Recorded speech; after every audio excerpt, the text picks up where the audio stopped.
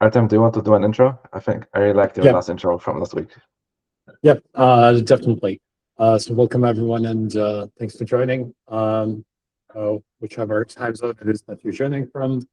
So this week, Jakub has lined up with of the tuner infrastructure and how it's basically been written into something target agnostic that could be used for different IREE backends. Very interesting to learn about this infrastructure in general. So Jakub, and thanks for doing this. Cool. Thanks for giving me the intro. If you want, you can ask questions throughout the presentation. This is not like a polished conference talk, so feel free to interrupt me if you have questions or if you want to add some comments. That's completely fine. And let's get started. So the TLDR is that we've been working on a tuner for IREE for the past like 2 years, and we are almost done with a big refactor and kind of re-architecture of this part of the code base. The tuner allows us to pretty much override compiler heuristics and empirically pick some configuration for the given dispatch such that it performs well in actual models. So not necessarily only in isolation when you benchmark a single kernel, but something that performs well across the full model. And we saw that this was like indispensable for getting good performance on our previous MLPerf submission from last year. What's new and since then is pretty much we reworked the overall implementation of the tuner so that we took the learning lessons from the past implementations, and I think we turned it into something that can be more broadly usable, kind of outside of the context of the AMD GPU backend. So if you work on some other backend, or if you want to learn, how it works under the hood, I think this would be an interesting presentation. So I'm gonna give you a brief summary of how CodeGen works in IREE, and specifically I'll talk about the dispatch level CodeGen and CodeGen pipelines. And then I'll give you an introduction to the IREE tuner, why we are doing this whole model tuning and why it's necessary. And I'll tell you about the new changes in the tuner itself. So as you know, if you are programming a modern accelerator like a GPU, you would have to think in terms of a complicated kind of compute unit hierarchy where you have like different nested components, which also entails a hierarchy of memory and caches that you have to be aware of. So if you were writing kernels by hand, you would have to be aware of the thread model. You would have to know that certain number of threads form a subgroup or a warp. You would have to then know that like a few subgroups can share data through shared memory that's available to them, and then you have to also take care of the indexing and making sure that the work is just distributed to different work groups in a way that makes sense. In the IREE programming model, IREE is responsible for pretty much all of these things. So it's up for the IREE compiler to decide the distribution of work to to work groups, to subgroups, to threads, and also decide the loop structure and optimize for the memory hierarchy.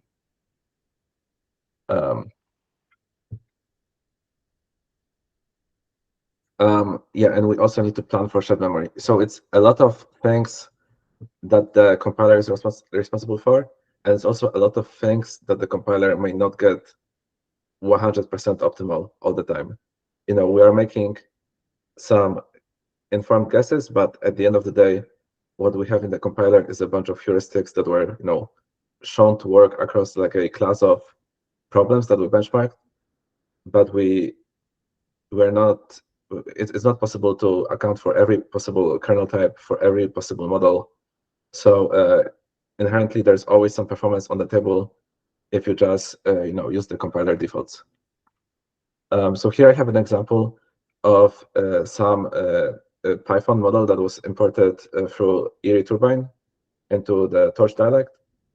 And the job of the compiler at this level is to pretty much do some like graph level optimizations and get it to a point where we decide which operations go into a single dispatch. And once we have it at the level of a single dispatch, this will be this will kind of start this dispatch level compilation flow that's specific to a given device, and it will gradually compile it down all the way to a to an object file or to some virtual ISA like PTAG or SPIRB. But this is at the level of a single dispatch or a single kernel. The issue is that in the actual real models are often divided into thousands of unique dispatches, but only a small number of these dispatches dominates the full model running time.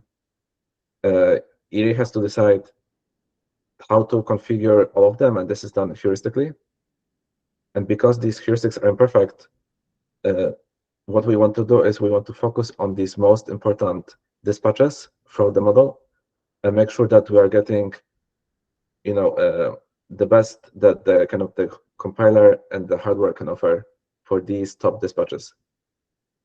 For the remaining dispatches, maybe there's a long tail of kernels that don't take up so much execution time, so we don't necessarily care too much if they're like super efficient or not. And the way that IREE deals with deciding all of these compilation parameters at the level of dispatch is by materializing basically like a compilation schedule through attributes. And here we have an example of a lowering config that's attached to a matmul operation. So for example, at this point, we decided that we're going to be using a specific matrix multiplication instruction for AMD GPU. We decided distribution to subgroups and workgroups, and we decided the tile sizes. So this decision is done in kernel config at the very kind of close to the beginning of the dispatch level compilation. And later on, the job of the codegen pipeline is pretty much to take this lowering config and to kind of realize it through a series of compiler passes. IREE tuner says that what we can do is, instead of relying on the compiler heuristics to come up with this attribute for lowering config, we can instead enumerate all of the reasonable lowering configs that are valid for the given dispatch, for the given target hardware, for the given codegen pipeline, and benchmark them and find the lowering config that gives us empirically the best performance.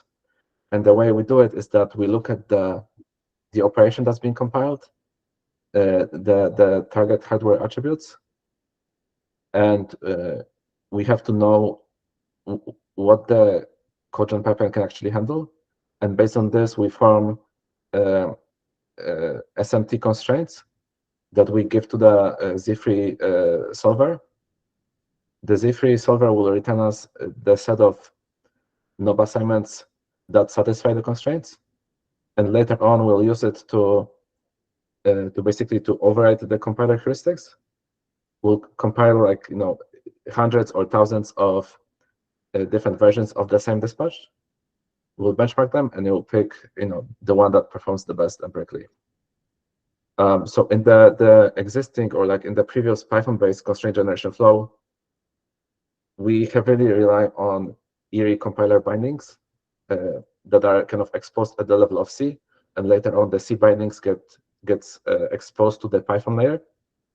And the Python implementation that lives outside of the compiler will parse the input M layer. It will use the compiler bindings to identify what kind of dispatch it is. So for example, we can query contraction dimensions. We can query like the loop structure. We can query the target features, so that the Python doesn't have to traverse the IR and do everything kind of on its own. And then it will use Z3 bindings to emit constraints for these pipelines. It will call the Z3 solver to identify exhaustively all of the candidates that satisfy these constraints. And then what we do is we emit transform dialect scripts where we match the root operation. And we say, if you match this root operation, we want you to attach this pre-calculated compilation info attribute that's gonna be that's gonna override the heuristics. Here I have an example of a transform dialect script that we call a tuning spec, and it has an entry point. The entry point is always called kernel config, and it has this top-level loop that tries to see if it can match an operation, and if the function that performs the match returns, matches the dispatch that we're compiling, then it also returns an attribute that needs to be attached to this root up, so that we kind of skip the heuristic. We skip compiler heuristics and we use that attribute instead. And when you are like compiling a real model, what you will have is that we typically have a single tuning spec for the whole model that contains a list of maybe like a dozen or maybe like 20 different matchers with configuration, and this will configure all of the top dispatches across the model. What we also support is shipping tuning specs together with the compiler. So for example, we have some default tuning specs for, I think, for MI300 and MI308, MI Instinct MD accelerators, so that when you just compile attention by default on our hardware, IREE already picks the best configured parameters for these known attention shapes. And here I have an example of how the match function would look like. So we have custom transform dialect ops that perform matching. And what you have to specify is the element types, the indexing maps, to make sure that this is the shape of the operation that you're expecting. And later on, we can further constrain and say that, oh, we only want to match, for example, matmul of a certain size. Or we could say, oh, it must be like a multiple of something, or it must be divisible by something. And once it's matched, we are materializing a compilation info attribute that's gonna be used to configure this dispatch with the parameters that we decided, that satisfies the constraints that were given to the solver. So here, for example, we're using a different matrix multiplication intrinsic. We have like different tile sizes, and we can also apply extra options. So for example, we have an extra option for IREE GPU pipeline options that enable prefetching to shared memory. And maybe this is something that the compiler didn't enable by default for some reason. So we can override all of these extra attributes. The key insights from the last 2 years of working on this is that it's not enough to tune at the level of a single dispatch, and this is because the new GPUs are very complicated, and very often on paper you would expect that certain configuration should improve performance, but in practice it may be running into the power budget. So maybe it exceeds the power that's available to the device, and maybe that's fine in isolation. But if you actually look at the execution of the neighboring kernels, maybe the clocks start to drop at the end of this kernel execution, and the next kernel invocation will be penalized in terms of the clock speeds that we can sustain. So for this reason, it's really hard to analytically say which compilation info is gonna perform well, and in practice we just have to benchmark and see. But we also have to benchmark in the context of the full model with the full weights being used, because you'll get different power behavior if you, for example, benchmark something with inputs that are all zeros versus something that has some expected distribution of the data in terms of weights, so that you cannot optimize, for example, the power that's necessary to perform memory transfers. And in practice, it's pretty quick to just generate and compile all of the candidates of the dispatch that we want to benchmark. And what dominates the tuning is really the benchmarking time. And this is something we had to optimize for. And here I have an example of something that's maybe not obvious. So modern data center GPUs, at least the AMD ones, they have like a higher level hierarchy that allows you to kind of configure it in multiple ways. So for example, it's possible that you have one SKU that's like a cut down GPU that's smaller and it has fewer compute elements. But it's also possible that even if you have if you are using the same GPU as somebody else, it's possible that they configured it differently in terms of the NUMA partitions. So for example, what you can do is you can decide that you're gonna use the full GPU within like one NUMA partition, and then each XCD, so this is like a compute element, it has access to all of the HBM across the full chip. Or it's possible that you say that you're going to have each pair of XCDs form their own NUMA domain. And in this case, they only have access to the HBM that's directly attached to the IO die that they're connected to. And in this case, the interconnects between these chiplets are disabled, and you end up with different distribution or like different mapping of work groups to compute units. And you also have more power budget just because the interconnects are disabled, so you cannot spend this energy on communication between different IO dies. In terms of the tuning flow, it's a loop where we take a single dispatch at a time, we generate candidates, we then take these candidates, we benchmark them in isolation, we take top N candidates that perform best in isolation, and then we have a second stage of benchmarking where we benchmark across the full model. And based on this full model benchmarking, we select the best performing candidates across the full model. And what can happen is that it's not only that you may not be aware of the power characteristics when you're benchmarking isolation, but it's also possible that because of the way we emit the tuning specs, the tuning spec configures multiple dispatches, not just one. Because, for example, you can have like different fusions, and the tuning spec doesn't necessarily have to match the exact fusion configuration. It can apply to different dispatches just because we have the same compute, the same main loop with the same shapes and the same data types, but maybe there are different fusions that were decided in different places of the model. So the second kind of layer of benchmarking also accounts for fusion, and it also accounts for the power behavior.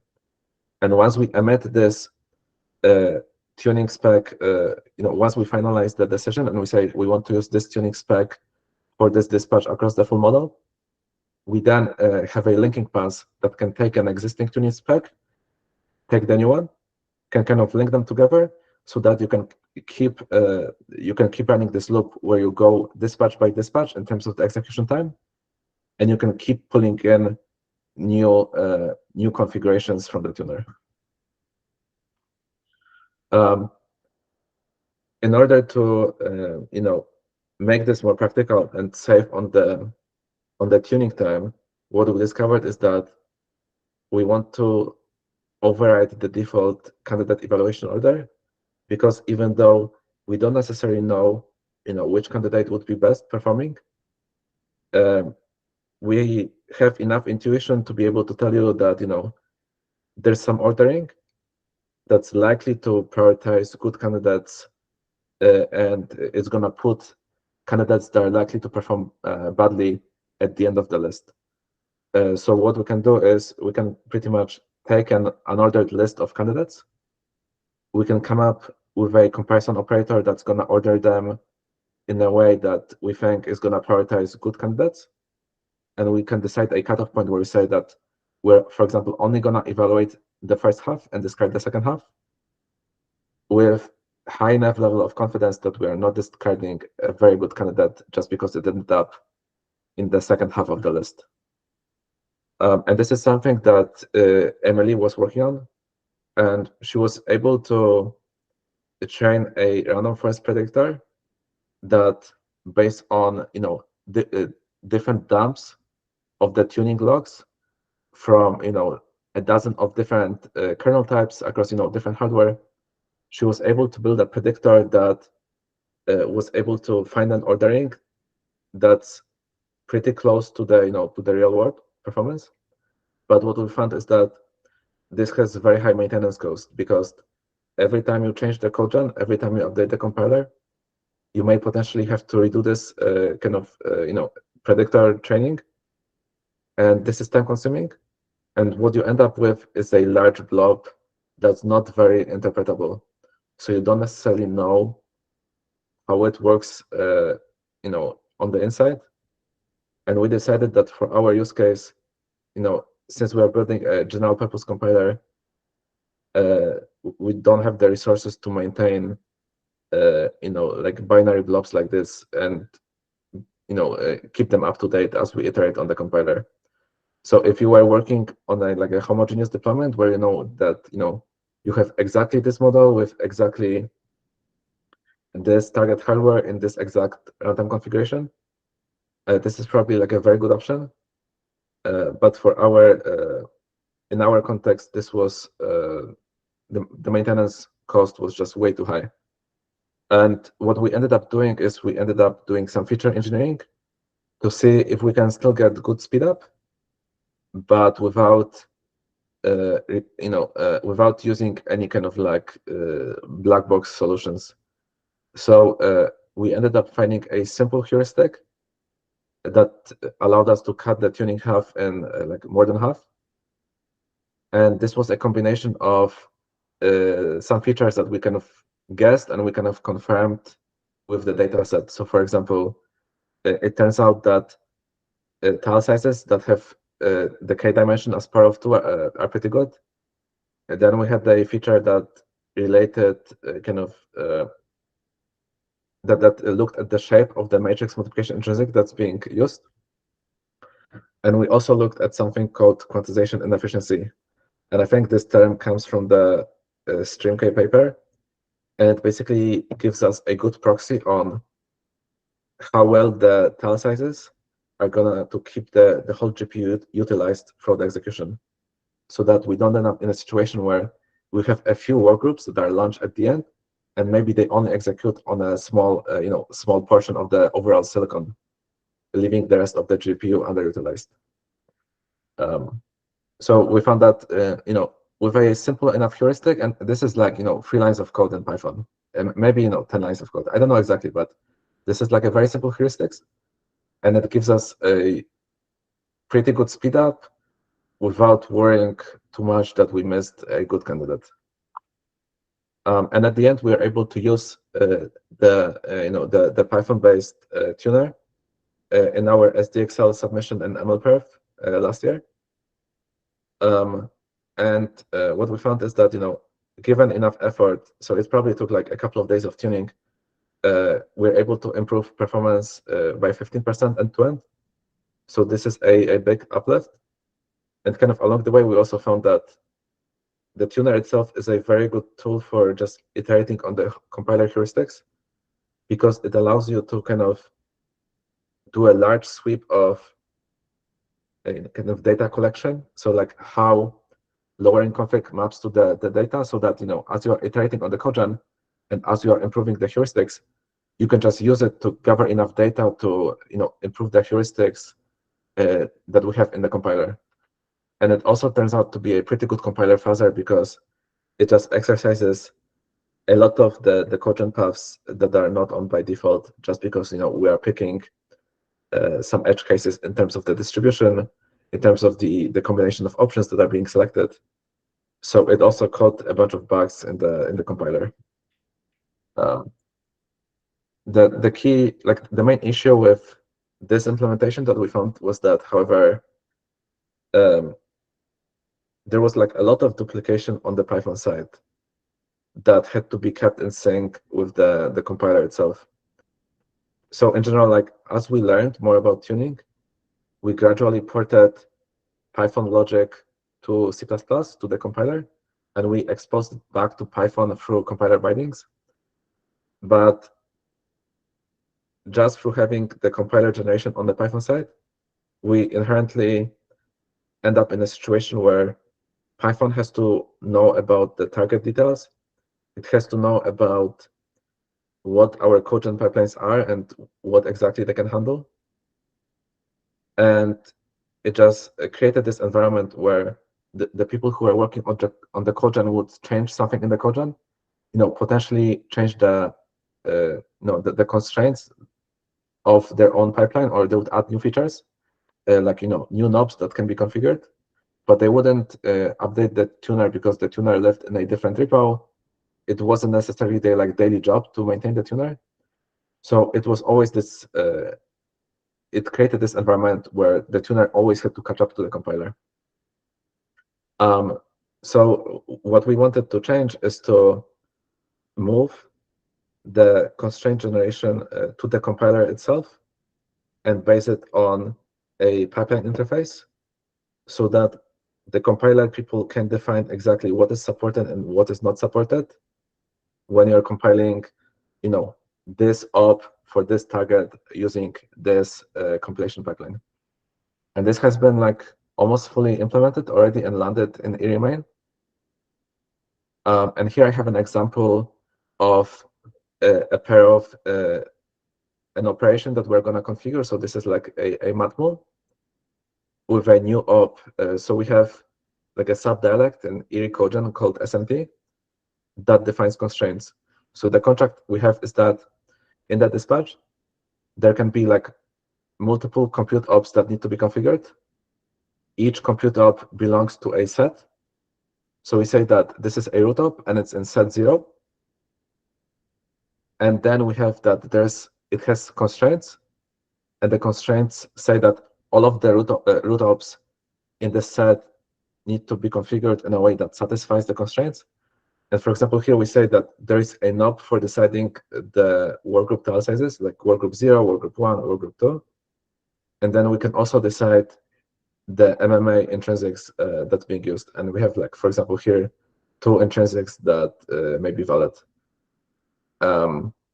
So we say that the MMA kind must be one of these 2 enums.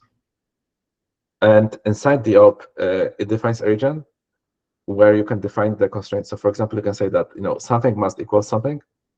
And this is either based on some constants that you kind of materialized based on the attributes, or the constants that you materialized based on the exact dimensions of the inputs.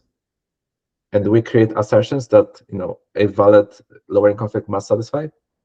So I think, for example, here we have that we have an equality constraints, and we have a divisibility constraint. And this comes with an error message. And this is pretty cool because it also, it's not strictly necessary for correctness, but having these sort of assertions makes it easy to debug, because if you end up with a lowering conflict that doesn't satisfy the constraints, you can evaluate this region, you can plug in the exact values for the constants, and you can understand why a certain candidate is outside of the constraints defined by the codegen pipeline. And to make it target agnostic, we have an architecture where the target attribute now can enumerate all of its codegen pipelines.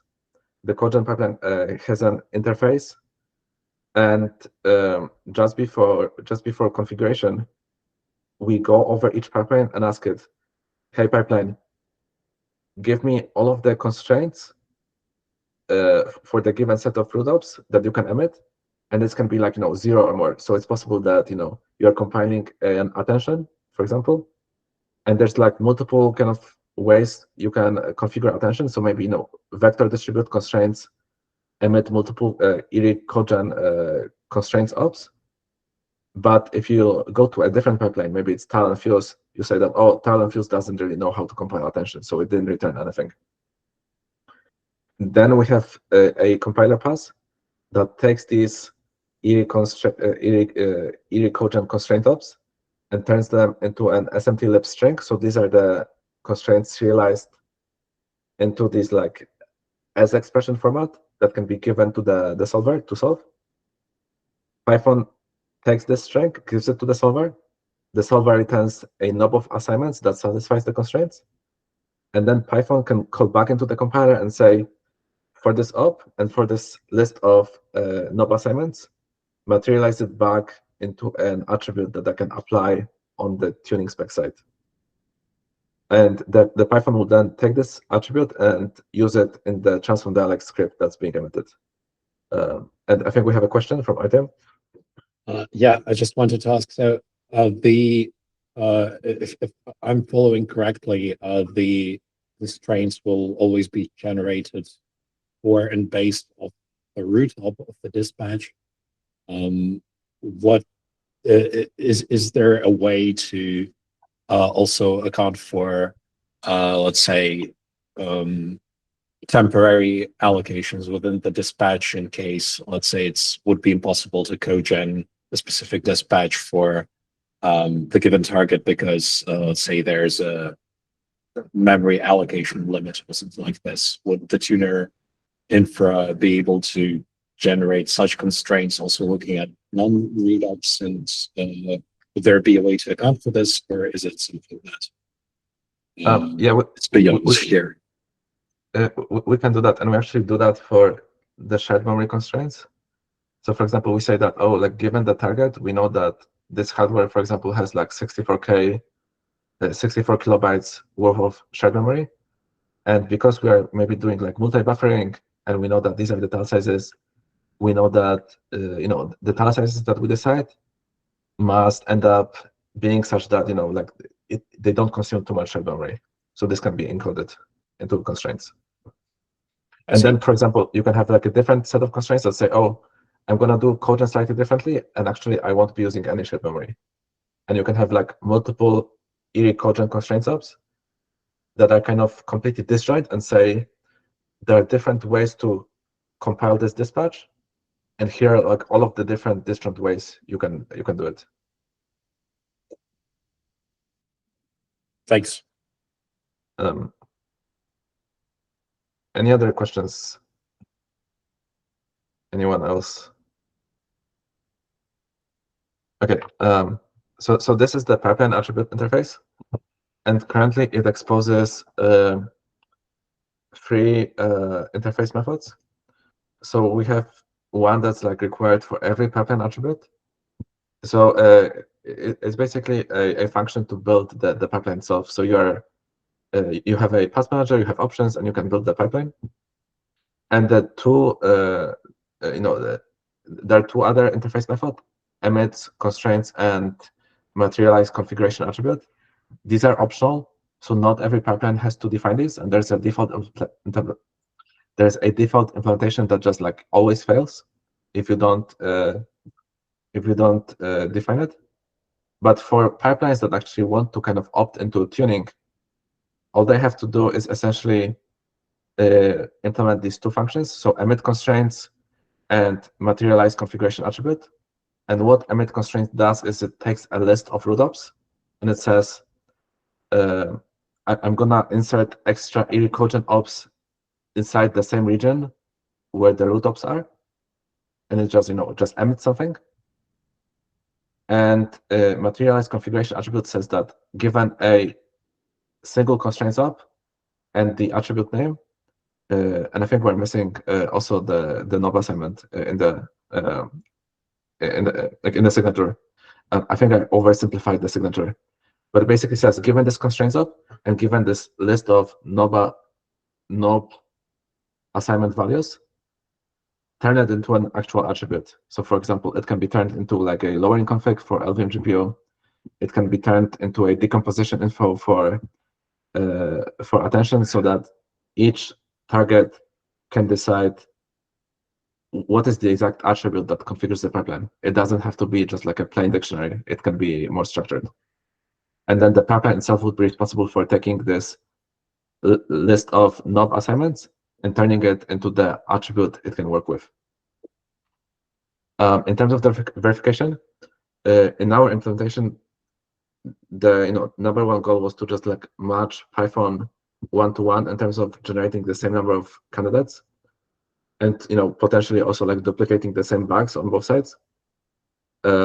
And we are able to achieve, I think, all of this as of like last week, and now we're just landing a few remaining PRs. But I think what is also cool is that once you have it all implemented on the compiler side, you can then have a compilation flow where you emit both the constraints and you let the heuristic run. So the heuristic still configures the root-ups. And then you can use it as a essentially verifier for your constraints or verifier for your heuristic, depends how you look at it. So what we would want to see is that whatever the heuristic decides, it must always satisfy at least one IREE cogent constraint subs. So we have a pass that does this verification. It's a simple interpreter that says, is it does the lowering config that's selected, when we plug in all of the constant, does it evaluate to true along all of the assertions in the IREE cogent constraint sub? So this allowed us to kind of find the bugs both in the constraints themselves, but also in the compiler, because it was also possible for the heuristic to pick something that the cogent cannot really handle, or like if it handles it, it's only because it got lucky, but it's something that is not really supported. So it's I think it's pretty neat because it's this loop where you can keep the heuristic on track, and you can also keep the compilers on track because there's like you have this codependency that makes sure that these two are always in sync by construction. In terms of the ongoing work, we are close to being able to update the Python side to use the new IREE compiler bindings and have the compiler generate all of the constraints for us and delete all of the old code that emitted constraints on the Python side. There's also some dependencies in the verifier pass that kind of assumes some of the GPU-specific attributes. This will like require a little bit of cleanup, maybe some extra interface. I'm not exactly sure, but it doesn't seem like a big deal. We can clean it up as we go. We'll probably eventually also want to move the tuning spec generation to the compiler itself so that the tuner doesn't have to know the exact structure of the transform dialect scripts. Ideally, I think we would also want to move the tuner out of AMD Shark AI so that it's a sub-project under IREE org on GitHub. And last, this kind of fell through the cracks, but Emily found out that it would also make sense to emit optimization remarks from the compiler and have the Python side consume it for the purpose of candidate reordering. So for example, what you can do is we can let the LVM backend handle the compilation, and then we can kind of inspect the resulting binary just before packaging it to VMFB. We can look at it, and for example, we can see, oh, what is the register usage? Are we spelling? And if we are spelling, we can emit optimization remarks. We can have the Python consume it, and it's highly likely that if there are any spells, this is not going to perform well. Or like if there are spells like inside the main loop, this is probably very bad. So we can also use it for feedback for the candidate ordering on the Python side eventually. And this is all I had prepared for today. I'm happy to take questions.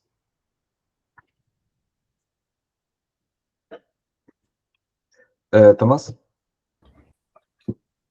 Yeah, hi. So, you can hear me, right? Yeah. Okay. Yeah, so thanks for the talk. One thing, so you mentioned, I think it definitely has like a dependency, like the Python package for like the tuner has a dependency on IREE compile, right? Yeah. So like roughly like how heavy is it? So let's say like what hardware could you potentially run it on? Realistically? So if I want to generate like some constraints, right? Let's say I have like some, I don't know, some 8 GB RAM, whatever, small-ish hardware. I would need, right? Like I would need IREE compile and like all the dependencies on there. Oh, I think I know what you're asking. You're asking, is it required for the tuning to happen on the target hardware, or would it be possible to have one machine run the compiler and the other machine actually perform the tuning, right? Perform the benchmarking. Is that the question? Yeah. So the assumption I had now is that it has to have the compiler on the machine. Right now the assumption is that you would typically just pip install IREE compiler and IREE runtime and use it on the tuner side, and you will have that the whole loops runs on a single machine that has access to the target hardware. In principle, there's like nothing stopping you from having a different implementation that like dispatches tuning, to some other device over the network. It's just like a bunch of Python logic that you need to implement. But in terms of the architecture, nothing stops you from doing that. Okay, got it. Thanks. I have like one more question. So this was like all tuning like inside the dispatch. Did you also think about or like had some plans to do it, for example, for creating the dispatches?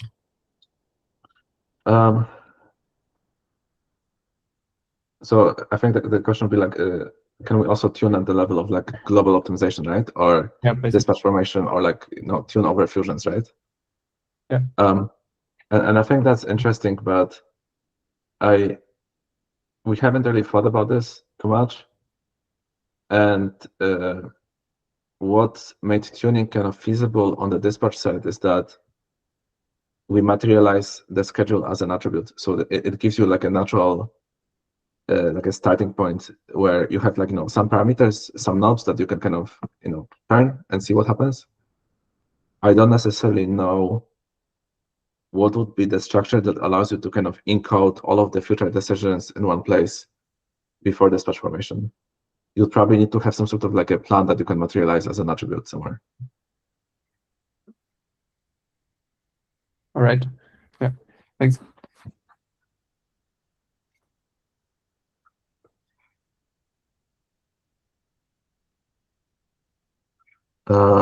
Anyone else?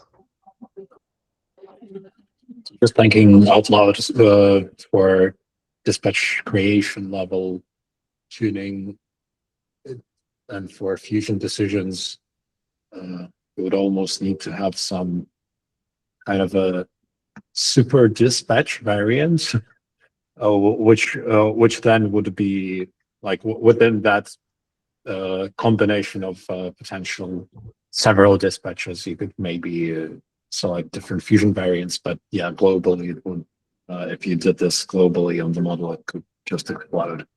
So yeah. Anyway, Max. Yeah. So far you implemented only for AMD GPU, right? If I understand correctly, but the infrastructure is kind of applicable to everything. Yeah, exactly. I think if you wanted to get started, I think it would be cool to add support for Spirit tuning, because structurally the codegen is similar to LVM GPU, except it's like simpler. So I think you could pretty much follow the implementation on the LVM GPU side, duplicate it, replicate it on the Spirit side. And I'm not aware of anything that's like structurally missing to make it work. It's just like not implemented because we haven't looked into like Spirit performance in the last couple of years. And did you implement that for all AMD GPU pipelines? Only for some specific ones? Right now, it's only for vector distribute and for Talon Fuse. And we haven't really tried it on the NVIDIA hardware just because we don't really have that much NVIDIA hardware available to us. Okay, makes sense. Thanks. But if you want to take and extend, all of the infrastructure is there. It just it requires somebody to take the time and do the implementation, evaluate it, make sure it works. It's pretty much implemented on the as needed basis.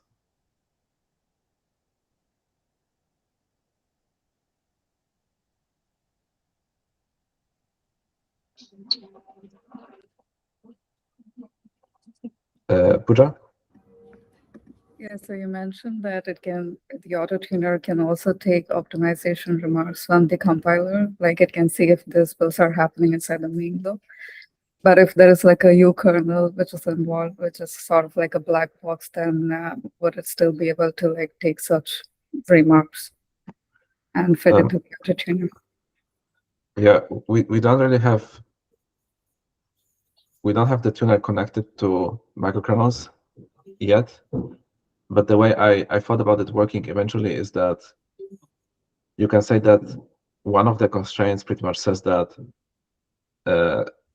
this dispatch is gonna use this microkernel, right?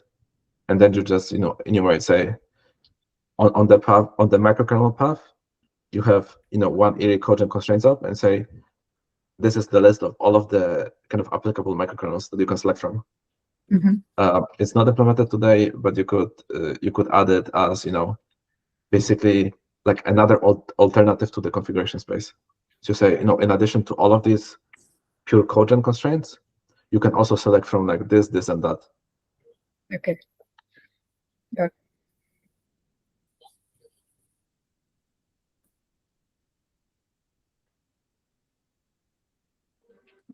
Any other questions?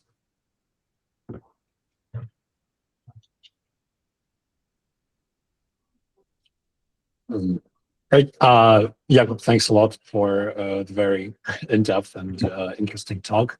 Will you be uploading this recording? Yeah, I can maybe stop it here and I'll later take it and upload it to YouTube. That would be super helpful, thanks. And then for everyone who's planning to attend the next community meeting, first of all, please do. Probably be end of June. We'll coordinate and post announcements, and if anyone would like to present something or is just interested to see a topic presented, let's say a tutorial on the transform dialect came to my mind during the presentation, then yeah, if anyone's interested in a specific topic or would like to research it and present it, then just post on IREE Discord. This would be very much appreciated. All right, cool. Thanks, everyone. Thanks, everyone. Thanks a lot, Jakub. Thanks, everyone. Cheers.